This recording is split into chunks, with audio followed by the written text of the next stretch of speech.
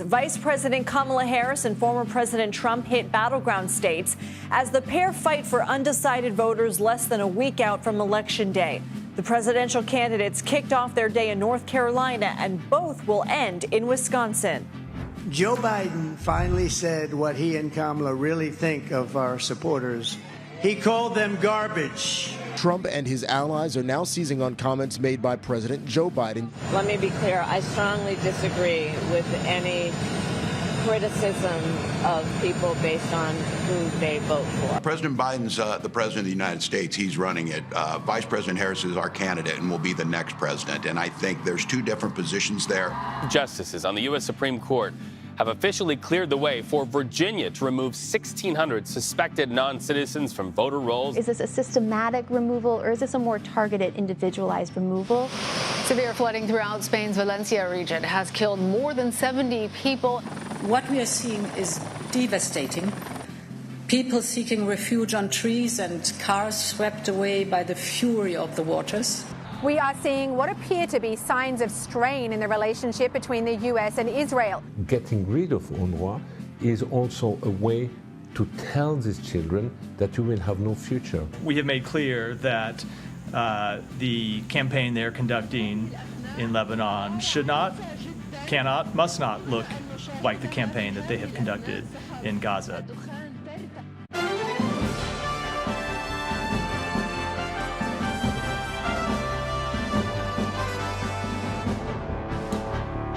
Hello, thank you for joining us. We begin our report as the presidential race hones in on battleground states 6 days before Election Day. Vice President Kamala Harris and former President Donald Trump started their days in North Carolina. Harris later swung through Pennsylvania, and both candidates are capping off their evenings in Wisconsin.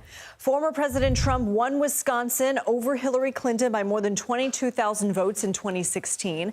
4 years later, President Biden claimed victory over Trump with a 20,000 vote margin.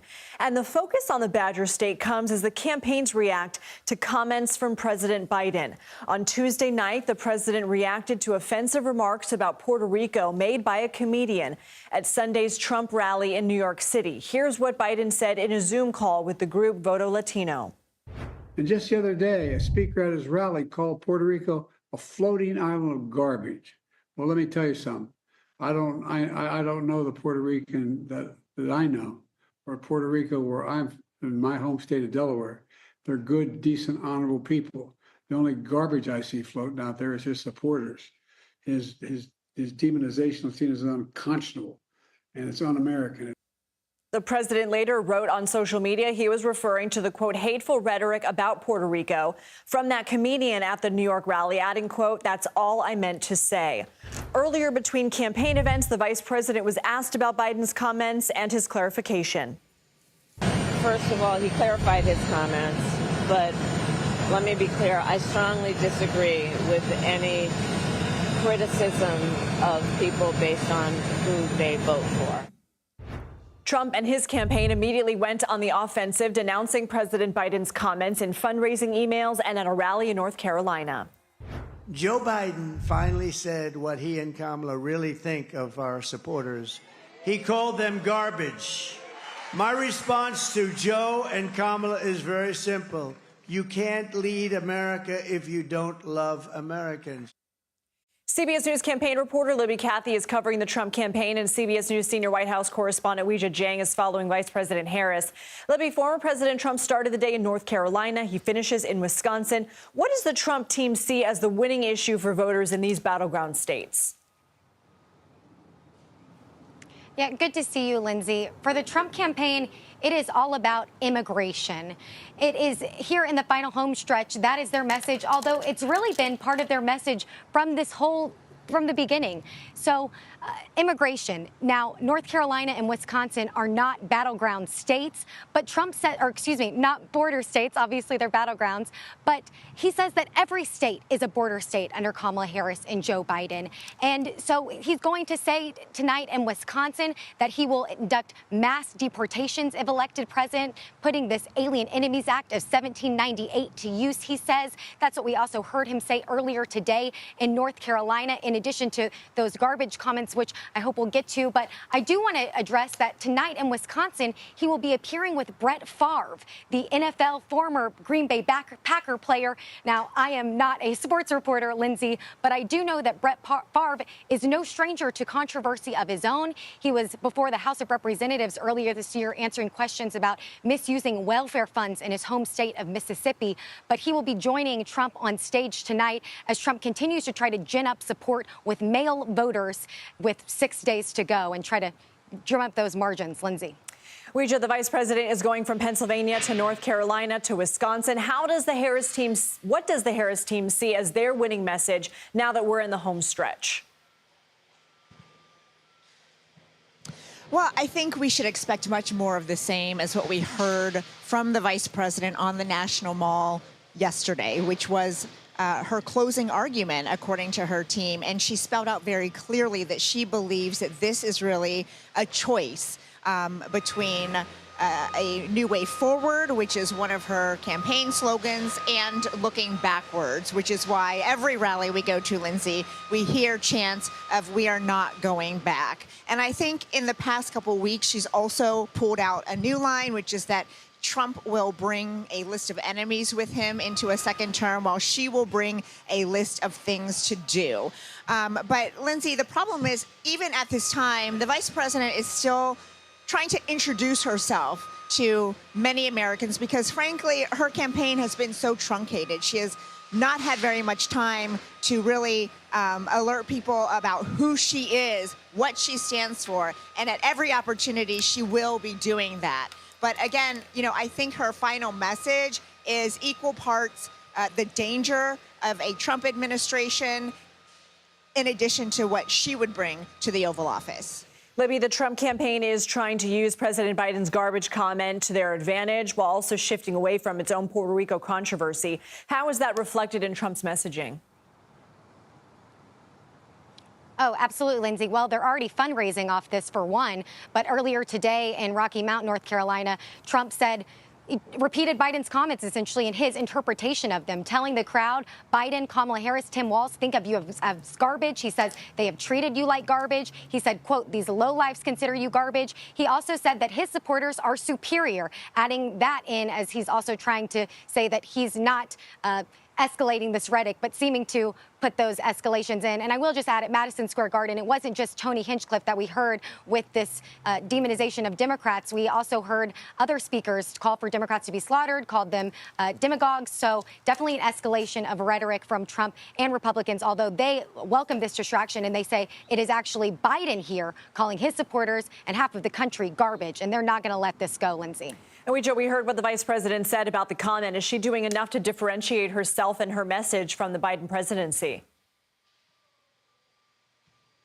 Well, it's been a very tricky toe for her, line for her to toe, Lindsay, since the very beginning, because, of course, it's not just Biden administration policies, it's Biden-Harris administration policies that many voters have taken issue with, especially as it relates to the economy. There's a perception that the economy is still not as robust as many Americans would like it to be. And so in terms of trying to do that, yes, she's trying to distinguish herself, but in terms of her policy proposals, there haven't been that many new ideas, even though she has offered some. And then with regard to these comments that the president made, we heard her speaking about this. She was asked directly about Biden calling Trump supporters garbage, and she pointed out that the president clarified those remarks. And then, because she obviously saw that there was so much room for interpretation, she also said, the bottom line is, I denounce any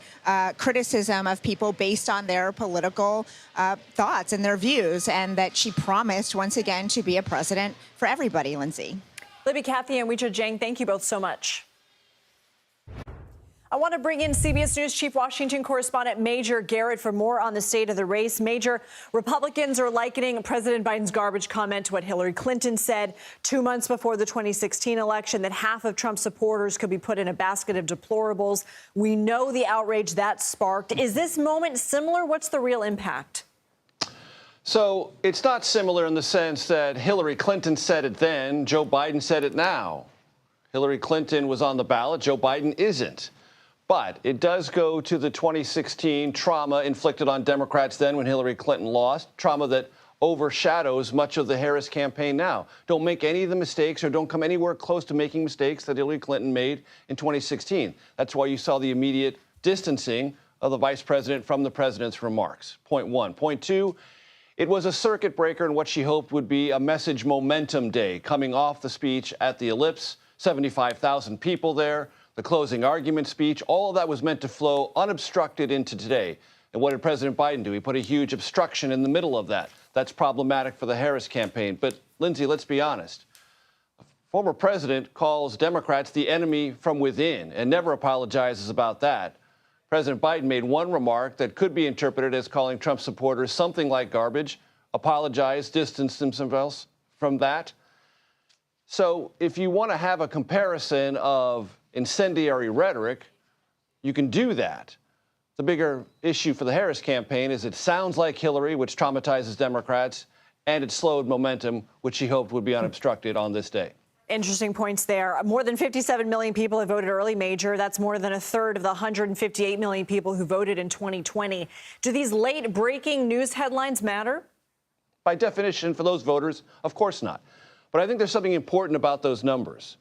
Georgia, 3 million voters have cast their ballots early. North Carolina, 3.3 million. North Carolina, 43% of registered voters have already participated, Lindsay. Why do I bring that up? Not only because it indicates enthusiasm and heavy involvement in this election in both closely contested states, but both states were heavily damaged by Hurricane Helene. And election officials on the ground in Georgia and North Carolina have gone overtime to make sure they can put together ability and methods for people to vote. Those methods are working. They are going to continue to work all the way to Election Day. But under difficult circumstances, as election workers always do, they are creating solutions for people who want to cast their ballots. And in Georgia and North Carolina, where that was very much a question 2 or 3 weeks ago, it is now being answered in the affirmative. People are participating. Both Harris and Trump have now delivered their closing arguments. What do you see as the key differences? So for the Harris campaign, this is about the future of the country and the future of freedom broadly drawn. For the Trump campaign, it's about immigration and inflation. If you're unhappy, you're with Trump. If you're aspirational, you're with Harris. That's the fundamental difference. Okay, Major Garrett, thank you so much. The Supreme Court will allow Virginia to remove about 1,600 people from the state's voter registration rolls less than a week before Election Day. The decision surrounds an executive order signed in August by the state's Republican Governor Glenn Youngkin. It directs election officials to cancel any suspected non-citizen voter registrations unless citizenship can be verified within 14 days. The Justice Department said it disagreed with the high court's order. The state says 3 citizens were on the list of people removed from the rolls. They can still participate in the election by re-registering. For more, I want to bring in CBS News Supreme Court and legal producer Catherine Cole. Catherine, thank you for being with us this evening. We don't know why the Supreme Court sided with Virginia, but give us a rundown of the state's arguments. Yeah, we don't know why, and that's typical with emergency rulings like these. But we do know what the court did, and that was to pause this lower court ruling that would have required Virginia today to restore 1,600 apparent non-citizens to its voting rolls. And here's what I think happened. About 3 weeks ago, the Biden administration sued Virginia and said, we think that your non-citizen voter removal program violates a federal law that prohibits states from conducting systematic, that's the key word here, systematic non-citizen voting removal programs. Virginia argued, we're 5 days out from the election. It's too late for the courts to tell the states what to do. It's going to confuse voters. It's going to confuse election officials. It's simply too late in the game. And also, Virginia doesn't see its voter removal program as systematic. In order to be flagged as a non-citizen for purposes of this program, you A, self-identify to the DMV as a non-citizen, and then B, state officials send you a notice saying, we think you might be a non-citizen, are you?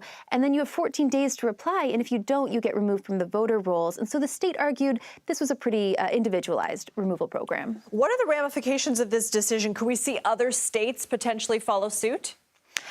Yeah, so I think first things first, you mentioned 3 actual citizens were flagged. And so there are some actual citizens on this list, but just to lower the temperature, all actual citizens in Virginia can vote on Election Day. You show up to the polls on Election Day. Virginia has same-day registration. You re-register. You cast a provisional ballot. You go home. You watch election night coverage on CBS News. You're happy. Everything's good.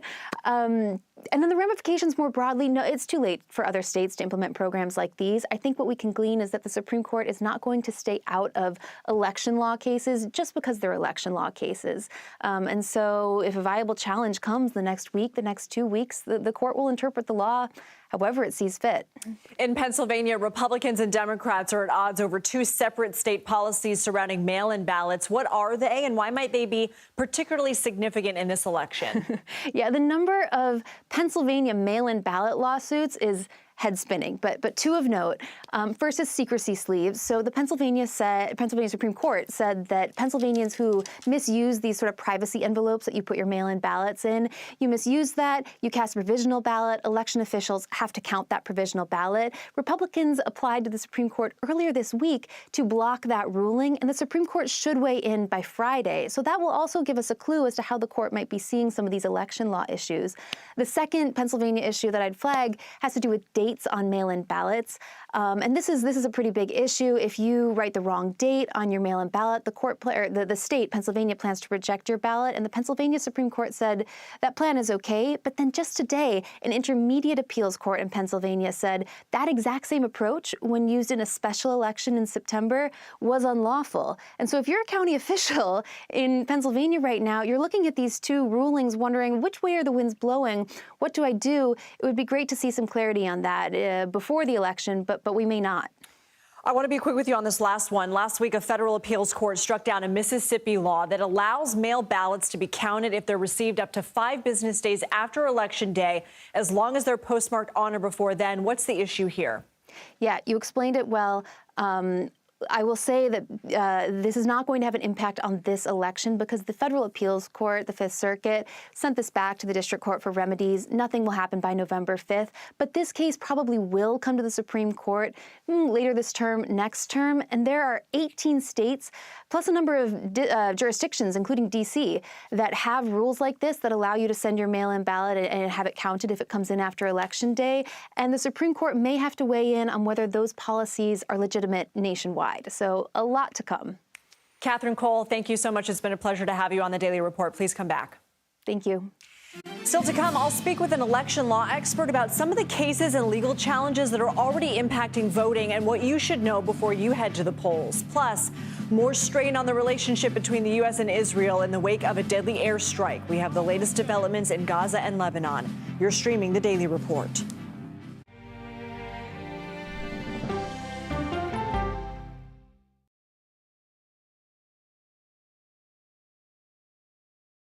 Come on, Julia. Oh, no. I will if you will. You go, gal. That's right. Let me see if you can find me. I want to make sure that my voice is heard, but also that I lift up other voices. You can't write a better script. Yeah, boy! It's gonna be a ride. Sunshine down. We'll see you 7 o'clock sharp.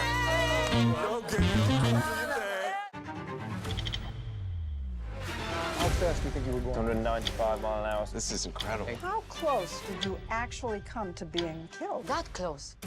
Is this brain surgery without a knife? It is. What risk do these children pose to Russia? I'm not sure the world is prepared for this change. Definitely not.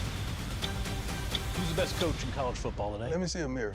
It's time for the CBS News Original, 60 Minutes. Sundays on CBS and streaming on Paramount+.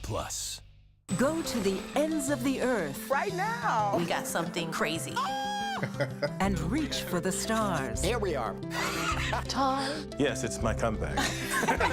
Hey, this is pretty fun. But wait, there's more. Experience thought-provoking, Welcome to the idea of being a human being. innovative, and truly original reporting. Look through a telescope and go, wow. Because there's always something new under the sun on CBS Sunday morning. I'm a voracious consumer of information and constantly curious. I want to know the basic facts of every issue and to press into the heart of the matter. Information is the currency of democracy, and that's what we bring to the table every Sunday. sports news all the time? We've got breaking news to bring to you. CBS Sports HQ gives you a snapshot of all the sports that matter to you. Big news coming out of the NFL. A lot of movement in the rankings this week. With highlights. What a finish at the final round of play. And in-depth analysis. Can they three-peat? Tony Romo joins the conversation. What can you say about this game? When you need your sports in a snap. We're bringing you that breaking news right here on HQ. Find it on CBS Sports HQ. Streaming free anywhere you are. At this moment, terrorists could be plotting another attack. 9/11 triggered a counter-terrorist system that included a secret database. This person needs a closer look. A growing list of nearly 2 million people, including some Americans who say they're innocent. For 1 hour flight, I have to spend 6 hours to go and come back. CBS Reports explores the system, the people responsible for it, and those pushing for change. I'm not fighting against them. I'm fighting for them to do the right thing. The Watch List, now streaming on the free CBS News app. A CBS News investigation. People looking for love, finding their life savings gone. This could happen to anybody. And sometimes losing their lives. Anything for love. Now streaming on the free CBS News app.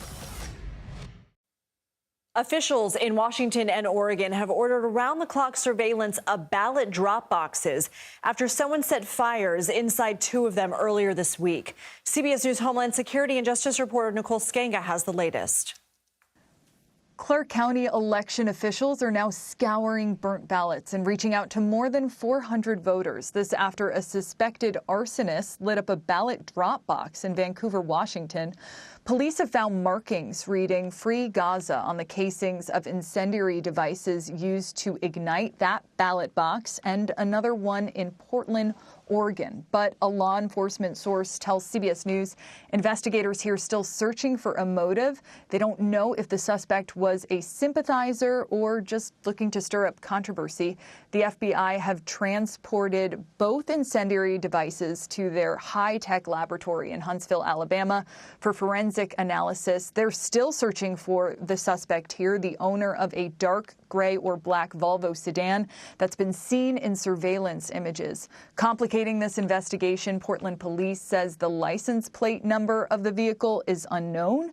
In Portland, only 3 ballots were damaged, and officials have already contacted those voters. But in Vancouver, Washington, Clark County Auditor Greg Kimsey tells us 494 ballots were damaged on top of the ballots that were destroyed there. But officials have already identified voters on 488 of those ballots. They're reaching out to them now. And anyone who thinks they were impacted can reach out to the Clark County Elections Office. They can also request a new ballot online at votewa.gov. In Clark County, ballot box observers will now be stationed 24/7 outside of drop box locations countywide up until Election Day. As we reported earlier, the Supreme Court says Virginia can continue with removing about 1,600 people from its voter roll in what the state's Republican governor says is an effort to stop non-citizens from voting. CBS News election law expert and political contributor David Becker joins me now. He's also the executive director of the Center for Election Innovation and Research. David, good to see you. As we've reported, Virginia launched this voter removal program in August. This was exactly 90 days before Election Day. As you know, the National Voter Registration Act requires states to complete these types of programs up to 90 days before federal elections. Then, on the other hand, Virginia says this is to remove people who couldn't verify citizenship to the DMV. We know federal law prohibits non-citizens from voting in federal elections. Do we know for sure these purged voters are non-citizens? We actually know for sure that some of them are citizens. That came out in the district court proceedings, where the district court enjoined the state from continuing with this process, and the Fourth Circuit Court of Appeals upheld that. The Supreme Court ultimately allowed this process to go forward. These 1,600 voters, including apparently some that are citizens, will apparently be flagged, removed from the list. Now, it should be noted also, Virginia does have same-day registration. People who are citizens and otherwise eligible can go and register on the same day and still cast a ballot. We don't know for sure what the rationale here was with the Supreme Court. This did involve a federal statute, so federal statute interpretation usually resides with the Supreme Court. So I don't know that we should read too much into this one way or the other, although we should note it was apparently a decision in which the 3 democratically appointed justices all dissented. In a different case, the Trump campaign says it is suing Pennsylvania over its mail ballot voting on demand process, where voters can request a mail-in ballot in person, fill it out, and return it all in about 10 minutes. The Trump campaign, though, was claiming the state engaged in voter suppression by blocking the line during the last day of on-demand voting. What happened, and is there merit to this legal battle?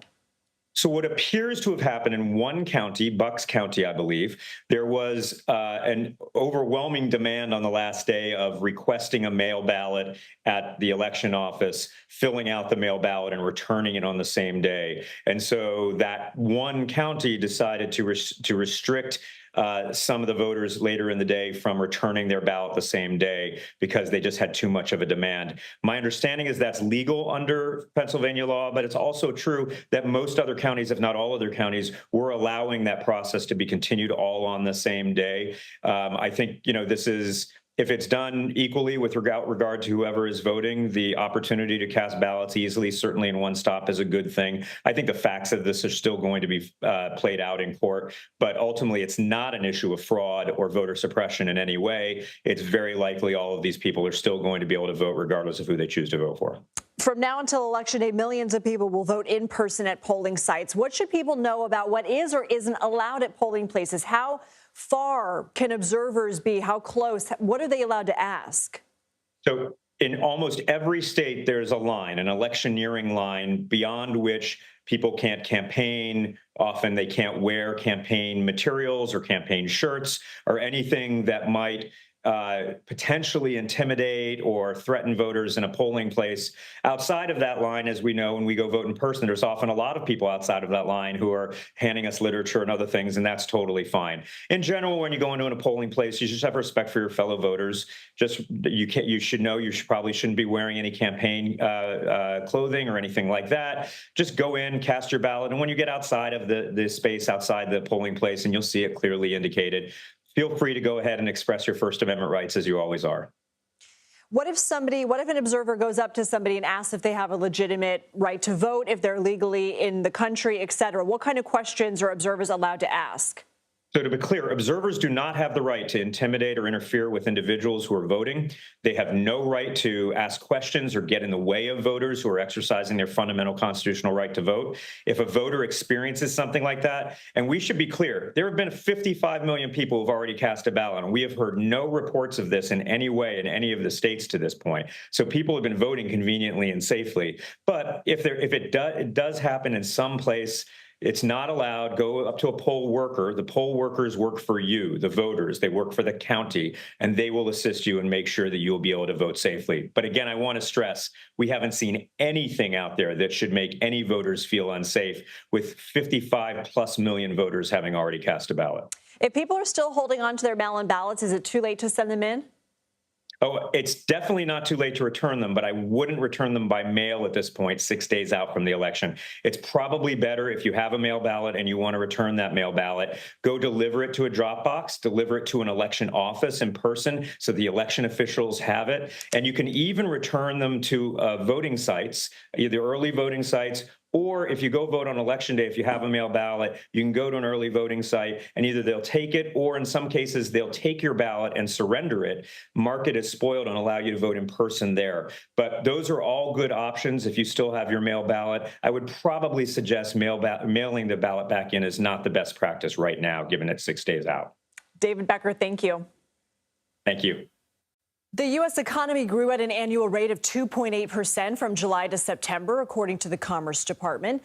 That's slightly down from the previous quarter, which had GDP growth at 3%. But it does show the economy remains resilient. Earlier, Chair of the Council of Economic Advisors, Jared Bernstein, spoke to CBS News about the numbers. As this report underscores, we are the strongest economy in the world. That said, we've got more work to do. There's never a victory lap based on any report, any monthly or quarterly report. We have to cut costs in the area of housing, childcare, continue to hold down costs in prescription drugs. The latest figures also show consumer spending, one of the largest drivers of economic activity, rose to an annual rate of 3.7% last quarter. Coming up, we're taking a look at this year's ballots beyond the top line. We'll update you on some of the key congressional races we're watching this election. You're streaming The Daily Report.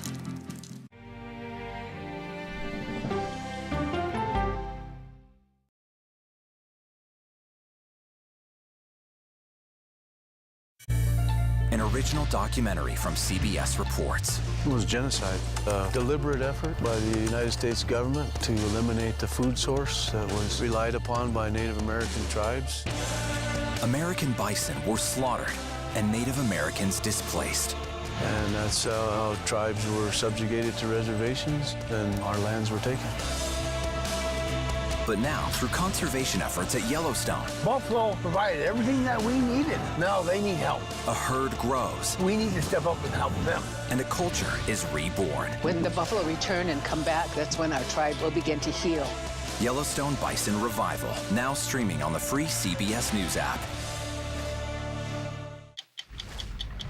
Oh, wow. Look at this. Let 60 Minutes take you on a private tour of the National Archives. So there may be treasures like this buried in boxes. Historical secrets from America's past. This is original from 1778?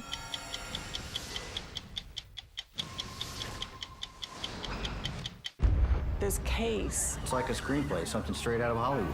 But it's not fiction. It's 48 hours. Human remains found this week. 4 families shattered. There's no physical evidence. The mystery would haunt investigators for years. There's some questions that have to be asked and need to be answered. Like a John Grisham novel. A gripping true crime original. 48 hours. Now streaming on the free CBS News app. When you wake up in the morning, we want to be your go-to team. On our places. Bright, shiny faces. Nate has one of the quickest minds I've ever seen. Put me in the game, coach. Tony has a way of making people feel comfortable. The best interviews feel like it's just a conversation with a neighbor. Gail has this unbelievable knack to ask a question that is the question that you're asking at home. I've been told I could talk to a tree, and that's pretty much true. I don't go to work in the morning. I go for coffee with my 2 good friends, and we talk about the world. Your morning routine just got better. CBS Mornings, weekdays at 7. I'll see you in the morning. Listening to how someone explains themselves is so key to understanding their perspective. The grief of losing a child is immense. You can't breathe. After decades of the war on drugs, things have only gotten worse. Every shipment of fentanyl is a ticking time bomb. 50 times more powerful than heroin. CBS Reports goes deep into Mexico. What is your role in the Sinaloa cartel? To find out why the cartels keep getting stronger and wealthier. This is a war, but we're not fighting it. Our citizens are dying. Funding Cartels, now streaming on the free CBS News app.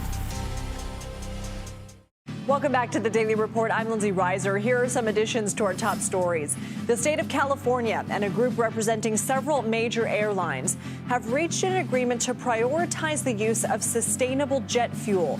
The deal comes with the goal of increasing the use of greener fuel for flights within the state to 200 million gallons by 2035. This would be up more than 10 times the current levels. Participating airlines include American, Delta, United, and FedEx. The Agriculture Department said Wednesday that H5N1 bird flu has been confirmed in a pig for the first time in the U.S. The infection happened at a backyard farm in Oregon. Pigs are particularly concerning because they can become co-infected with bird and human viruses, which could create more dangerous infections that could more easily spread to humans. The USDA says there is currently no risk to the nation's pork supply. South Korea says North Korea may carry out a test of an intercontinental ballistic missile or another nuclear test around the time of the election here in the U.S. After talks with U.S. Defense Secretary Lloyd Austin, South Korea's defense minister says there's a high chance that the North would want to, quote, exaggerate its existence. The 2024 election will decide much more than just the next president, which is also why we're tracking a number of races that are down the ballot that could affect the balance of power in Congress. Of the 100 Senate seats, 34 are up for grabs. The majority of them are currently held by Democrats or independents. Republicans only need to flip 2 in order to gain control of the upper chamber. All 435 House of Representatives seats are up for a re-election, as they are every other year. Republicans currently hold a majority by 8 seats, but A new House Democratic campaign push in some battleground districts has emerged in the past couple of days. CBS News congressional correspondent Scott McFarland joins us now to explain this. So you have new reporting about this campaign, particularly in districts that have larger populations of Puerto Rican voters, of course, in the wake of those comments made by the comedian at the Trump rally Sunday. What is the campaign and can it benefit them? CBS News has learned, Lindsay, a memo is circulating among Democratic campaign operatives listing the percentage of registered voters who have lineage in Puerto Rico. And in battleground districts, the numbers are high. In New York, several districts have large preponderances of Puerto Rican voters. Look at that top one, though. Pennsylvania's 7th district. 10% of the registered voters there near Allentown, Pennsylvania. That is one of the most contentious battleground U.S. House races in America. Democrats are trying to leverage the controversy of that very racist joke to mobilize and galvanize whatever voters they can. It's relevant in New York. It's relevant in Florida. There's also some in Connecticut they're watching. In the final days, you try everything you can as mechanization to get your voters out. This is one way.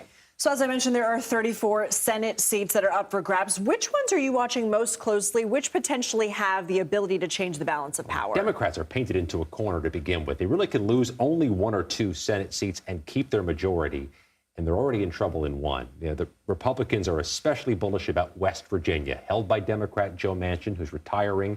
The Republican governor of West Virginia is overwhelmingly favored. That would give them 0 margin for error if they lose West Virginia. Then there are 3 other Senate races of note, 2 more of which are in states won by Donald Trump in 2020, Ohio and Montana. Heavy lifts for Democrats to protect those, and then they've got to get involved with Pennsylvania, the epicenter of the political universe this year. If they hold Ohio with Sherrod Brown, 3 terms. If they hold Montana with John Tester, also who served 3 terms, they've got to protect Pennsylvania, 3-termer Bob Casey, which has become the nexus of the political universe. They have those competitive House races. They have a very competitive Senate race. And, oh, by the way, both presidential candidates have descended on Pennsylvania regularly. It is critical in more ways than one. So even if the balance of power changes in the Senate, if Republicans are able to flip the power, it would still be a razor-thin majority like it is right now. How many seats would they need to pick up to see it as a success? And what major work could they actually get done with that sort? Glad you asked. We've been pressing Republican operatives on just this point. What's the number at which there's a level of comfort that Republicans will truly control the agenda of the U.S. Senate? Technically, a majority controls the floor schedule. Technically, the majority controls the committees and all the little things that make the Senate operate. But to have a bulletproof group to pass tough legislation, things you want that are a priority but not everybody agrees with, they have to be mindful of Senator Susan Collins in Maine and Senator Lisa Murkowski from Alaska, both of whom have been contrarian voices on some Republican priorities. So that gets your number to 53. There are a lot of battlegrounds. 53 is certainly not out of the question, but that may be a more magic number if you assume a Republican majority. Real quick, any House races that you're getting excited about? I'm really interested in California. They've got a half dozen close races in California. That's nearly 1/5 of all the battlegrounds nationwide. And here's the thing that gets me interested. It could be weeks until we find out the results from California. They are notoriously sluggish, deliberately so. We may not know who holds the majority in the U.S. House till closer to Thanksgiving. Scott McFarland, always a pleasure to see you. Thank you. At least 90 people have died after flash flooding in Spain. Rescuers are now racing to find survivors who may be trapped. Spanish authorities say severe rain in the east and south swept away cars and trees, left entire villages covered with mud. 62 people were killed in the eastern region of Valencia, which was slammed with a year's worth of rain in just 8 hours. More than 1,000 emergency response soldiers have been deployed. More storms are forecast for Thursday. The White House is urging Israel to allow food and supplies into Gaza as a deadline approaches to either improve the flow of aid or potentially face less U.S. military assistance. The warning comes as the U.S. condemns Tuesday's airstrike on Gaza, which left dozens of people dead. The CIA director and other U.S. officials will travel to Egypt and Israel Thursday to discuss de-escalation tactics in Gaza, Iran, and Lebanon. CBS News senior foreign correspondent Holly Williams has the latest from Tel Aviv. We are seeing what appear to be signs of strain in the relationship between the US and Israel. Yesterday, the State Department said it had asked Israel for an explanation over a strike in the town of Beit Lahia in northern Gaza. The Hamas-run health ministry says 93 people are either dead or missing, many of them women and children. A State Department spokesman said, quote, "This is a horrifying incident with a horrifying result. There are reports of 24 children killed in the incident. It is another reminder of why we need to see an end to this war." Israel says its ongoing offensive in northern Gaza is targeting militants who've regrouped there. The result, according to the United Nations, is harrowing levels of death and destruction. Also today, a speech from an undisclosed location by Naim Qassem, the new leader of the Hezbollah militant group in Lebanon, which is backed by Iran. He vowed to continue the work of his predecessor, who was killed by an Israeli airstrike last month. Israel's defense minister called Naim Qassem a, quote, temporary appointment, an apparent threat to kill him. Back to you. Hundreds of American families are stuck in limbo following China's decision to end its foreign adoption programs. One mother joins us to discuss her family's 5-year-long struggle to adopt their second daughter from China. You're streaming The Daily Report.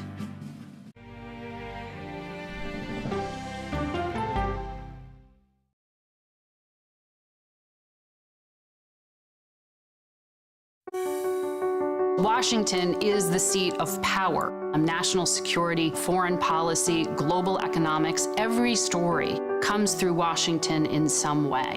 We bring some of the most powerful voices in America to the table. We don't just ask the questions, you have to go deeper. We try to understand what's at the heart of the issue we're talking about, to then come forward with solutions. Face the Nation on CBS. The justices ruled that Harvard and the University of North Carolina violated the Constitution. In the aftermath of the Supreme Court decision to end affirmative action in college admissions, uncertainty sets in for some students of color. Affirmative action really gave us an equal opportunity. CBS Reports explores the historic decision and what it means for those chasing an opportunity to change their lives. I knew that college was the ticket to break this cycle. The end of affirmative action, now streaming on the free CBS News app. America Decides is your place for fact-based, unbiased reporting. At the White House, at the Capitol, on the campaign trail. What do you say to those in your party? Any cracks in the Republican Party? Our reporters and our anchors travel the country talking to voters like you about the issues that matter most. Immigration is really a factor right now that are going to be driving your decisions. What would you say to those who say, look, that's just democracy at work? Listening to you and bringing your voice into our coverage. I want a strong, proud America. Is democracy on the ballot in 2024? Let us help you decide. America Decides on CBS News 24/7. Stream our expanded 1-hour program Monday through Thursday at 5 p.m. Eastern.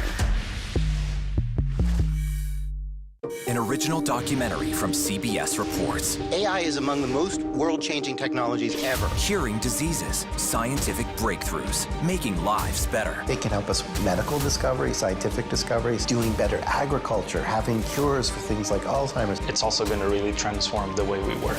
The uplifting potential of artificial intelligence is limitless. It gives you a friend, somebody to chat with 24/7 that is non-judgmental. He makes me feel loved and desired. And so are its downfalls. The problem with all this AI is that it's unpredictable and uncontrollable. The choices we make now will have lasting effects for decades, maybe even centuries. The ChatGPT revolution, now streaming on the free CBS News app. We are about to see American weapons in the hands of Mexican cartels. A gun pipeline to Mexico. We are arming the cartels. 100%, no doubt about it. Happening right under our noses.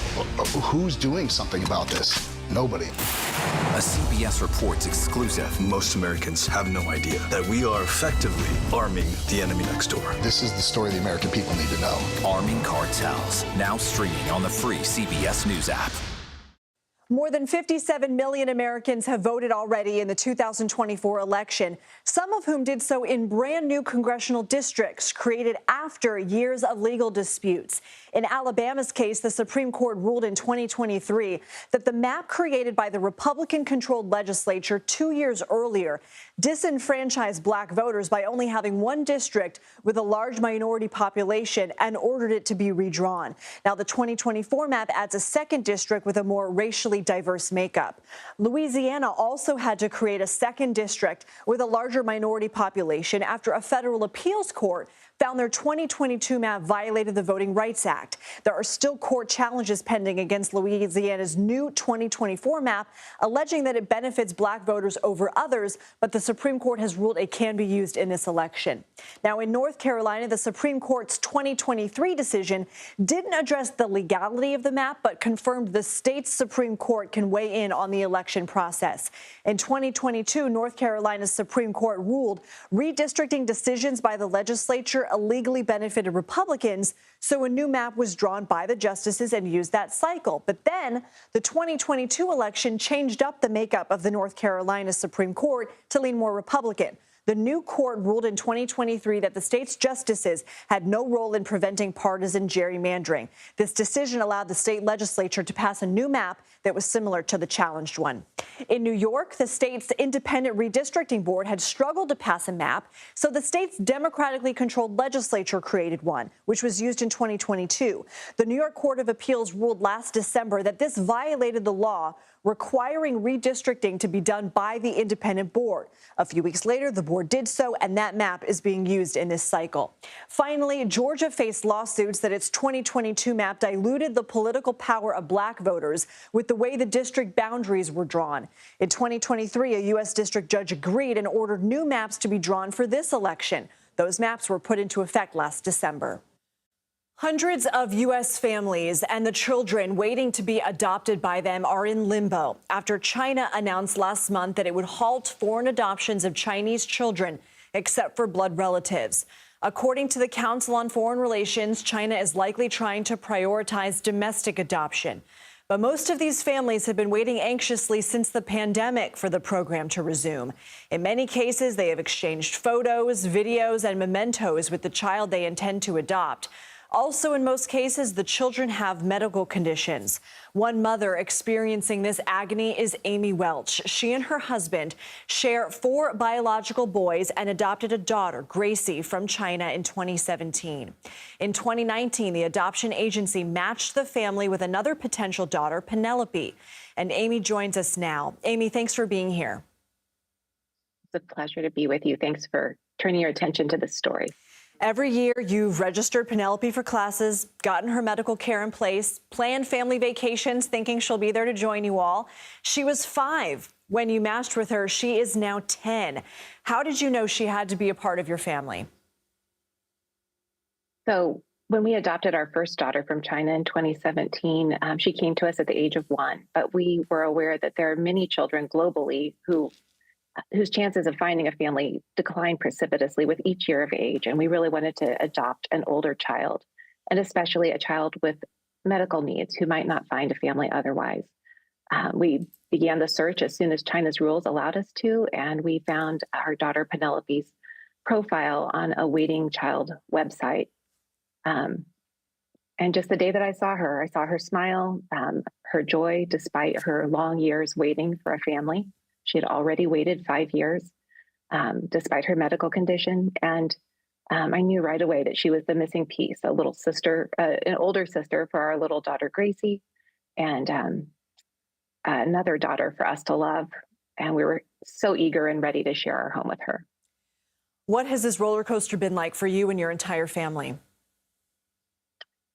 Well, we were very hopeful in January of 2020 that traveling to Penelope was just around the corner. So, of course, we were devastated to hear that the pandemic was spreading and to learn that we would not be bringing her home as scheduled. Initially, we expected the delay to, as the rest of the world did. We thought it might be a month or two before we were allowed to travel. We knew that it wouldn't be in March when we had expected, March of 2020.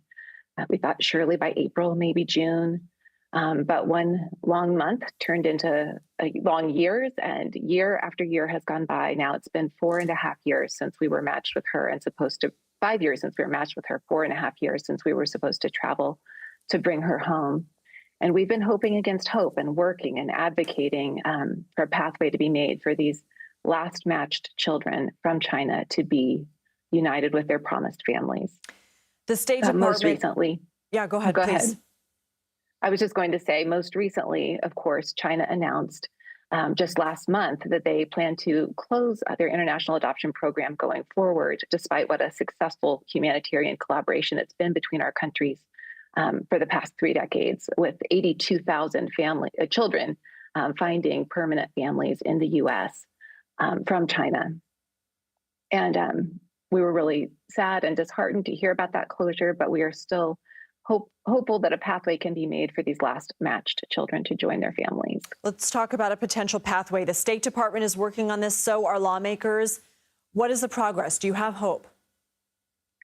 Yes, and this continues to be elevated by our diplomatic officials in the State Department. They are seeking information and clarification from China, especially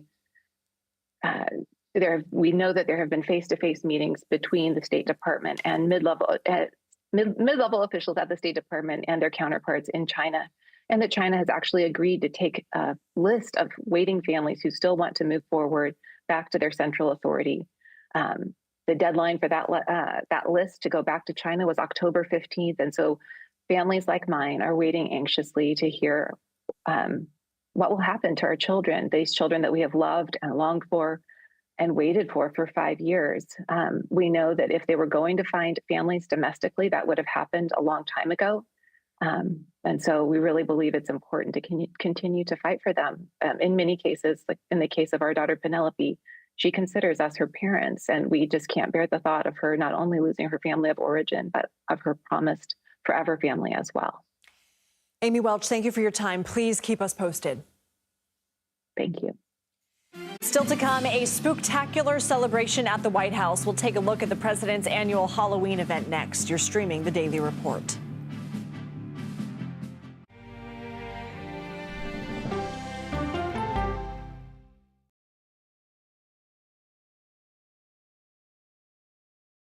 Go to the ends of the earth. Right now. We got something crazy. And reach for the stars. Here we are. Time. Yes, it's my comeback. Hey, this is pretty fun. But wait, there's more. Experience thought-provoking. I'm open to the idea of being a human being. Innovative and truly original reporting. Look through a telescope and go, wow. Because there's always something new under the sun on CBS Sunday morning. At this moment, terrorists could be plotting another attack. 9/11 triggered a counter-terrorist system that included a secret database. This person needs a closer look. A growing list of nearly 2 million people, including some Americans who say they're innocent. For 1 hour flight, I have to spend 6 hours to go and come back. CBS Reports explores the system, the people responsible for it, and those pushing for change. I'm not fighting against them. I'm fighting for them to do the right thing. The Watch List, now streaming on the free CBS News app. Don't miss true crime anytime you want, anywhere you go. With the 48 Hours podcast. Real crimes, real lives, real justice. There's some questions that have to be asked and need to be answered. Listen to 48 Hours on Apple Podcasts. An original documentary from CBS Reports. Imagine yourself in Manhattan with no police, no army, no mayor.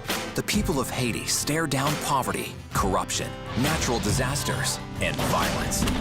90% of the guns that are used by gangs in Haiti are American guns. But with an unbreakable spirit and eternal optimism. There are days where I cry, but we can't be discouraged. We still believe in Haiti. They're still able to look ahead with hope. Haiti is on the brink of transformation, a radical shift. Haitians are coming together and saying things must change. Fighting for Haiti, now streaming on the free CBS News app. Hey there, welcome to The Uplift. I thought she was a groom, and I stepped back and I went, oh, you're the queen. She's going to be with me every instant that I'm alive. I just wanted to see if you'd go to Disneyland with me today. I look over at him and he's smiling. I'm going to remember that the rest of my life. They told us when he was going to be born, he was only going to live for 30 minutes. It's really a miracle that he's with us today. The Uplift. Stream now on the free CBS News app. When you wake up in the morning, we want to be your go-to team. On our places, bright, shiny faces. I don't go to work in the morning. I go for coffee with my two good friends, and we talk about the world. Your morning routine just got better. CBS Mornings. A CBS News investigation. People looking for love, finding their life savings gone. This could happen to anybody. And sometimes losing their lives. Anything for love. Now streaming on the free CBS News app. Not over till it's over. The New York Yankees emerged victorious in Game 4 of the World Series Tuesday night with a final score of 11-4 after 3 consecutive losses. However, the Los Angeles Dodgers could still clinch the ultimate title in Wednesday's Game 5. New York fans certainly felt intense about the stakes Tuesday. 2 of them were kicked out of the stadium after trying to yank the ball out of Dodgers player Mookie Betts' glove. Betts later downplayed the incident, but both fans were banned from Wednesday's game, which could be the last of the best-of-7 series. President Biden and the First Lady hosted trick-or-treaters at the White House Wednesday. The pair handed out candy to children on the South Lawn. First Lady Jill Biden even got into the Halloween spirit, dressing up as a panda. Yes, that is the First Lady in that costume on your screen. Along with some sweet treats, this year's guests also received donated books from Scholastic. Here's a look at some of the stories we're covering in our next hour. Vice President Harris and former President Trump squeeze in last-minute campaign events after making their closing arguments to voters. We'll check in on the state of the race with just 6 days until Election Day. The Supreme Court rules on a Virginia case involving more than 1,000 voter registrations as millions of Americans nationwide have already cast their votes. We'll discuss details of the decision. And new data shows the U.S. economy is growing as consumers aren't shying away from spending. You're streaming CBS News.